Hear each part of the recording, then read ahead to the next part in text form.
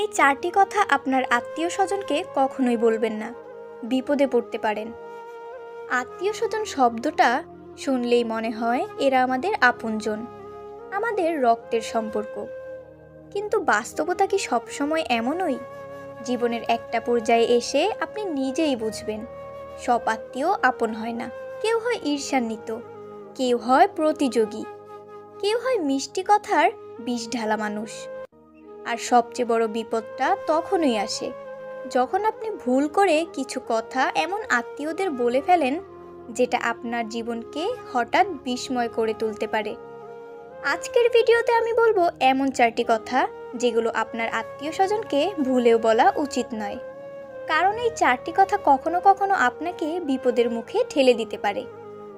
এই ভিডিওটি যদি আপনি মনোযোগ দিয়ে দেখেন তাহলে ভবিষ্যতে অনেক বড় বড় ভুল এড়াতে পারবেন। ভিডিওটির শেষে একটা গুরুত্বপূর্ণ বার্তাও থাকছে, তাই 1 সেকেন্ডও স্কিপ করবেন না। নাম্বার 1, নিজের আয়, সম্পদ বা সাফল্যের কথা বেশি বলা। অনেকেই আত্মীয়দের কাছে নিজের ইনকাম, নতুন বাড়ি কেনা, ব্যবসা কেমন চলছে এসব গর্ব করে বলেন। তারা ভাবেন এতে আত্মীয়রা খুশি হবেন। কিন্তু বাস্তবতা হলো যে আত্মীয় আপনার থেকে কম সফল সে আপনার সাফল্যে খুশি হয় না, সে ভেতরে ভেতরে ঈর্ষান্বিত হয়।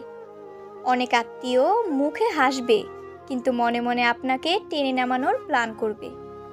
কথায় আছে, ঈর্ষাপরায়ণ আত্মীয় আত্মার চেয়েও ভয়ঙ্কর।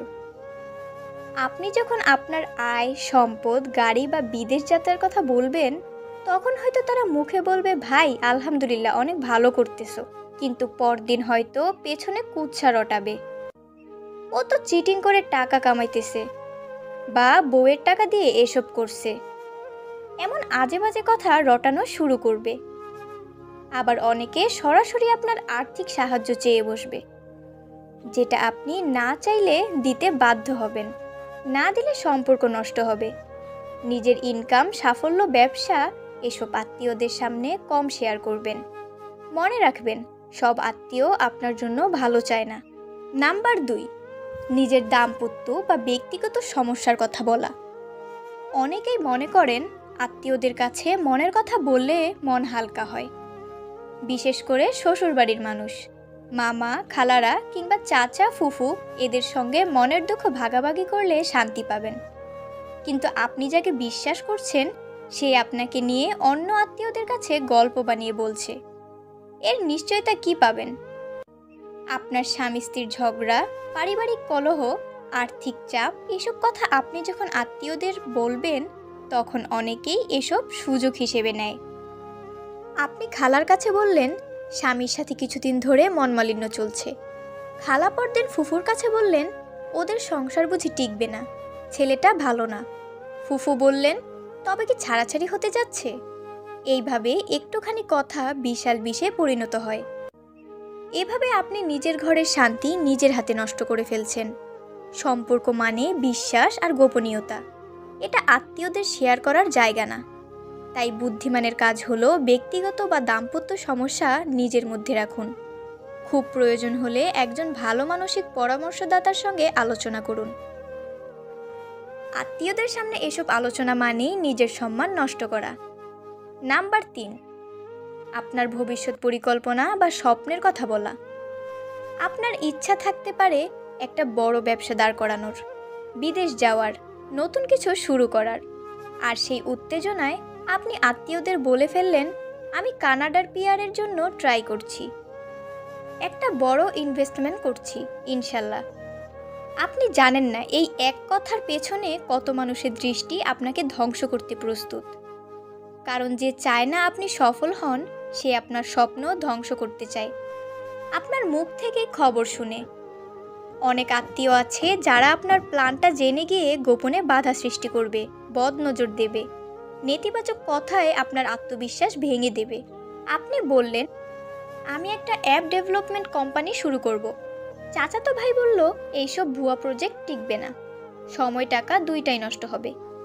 এই কথাগুলো বারবার শুনে আপনি নিজেই বিভ্রান্ত হয়ে যাবেন। তাই শেখার বিষয় হচ্ছে আপনার পরিকল্পনা, স্বপ্ন, লক্ষ্য সবচেয়ে বড় সুখ, এটা অন্যদের শেয়ার করার জায়গা নয়। আগে সফল হন, পরে শেয়ার করুন। আগে ফল আনুন, পরে ফল দেখান। নাম্বার 4, অন্য আত্মীয়দের বিরুদ্ধে কিছু বলা। অনেক সময় মনে হয় একজন আত্মীয়র বিরুদ্ধে অন্য আত্মীয়কে কিছু বললে সে আমার পক্ষে থাকবে। যেমন আপনি ফুপিকে বললেন খালার কিছু বদ অভ্যাসের কথা, কিন্তু আপনি জানেন না এই ফুপি হয়তো খালার সঙ্গে গোপনে খুব ভালো সম্পর্ক রাখেন। আপনার বলা কথাগুলো পরদিন গিয়ে অন্য আত্মীয়দের কানে যাবে, ফলে আপনি পুরো পরিবারকে হারাবেন।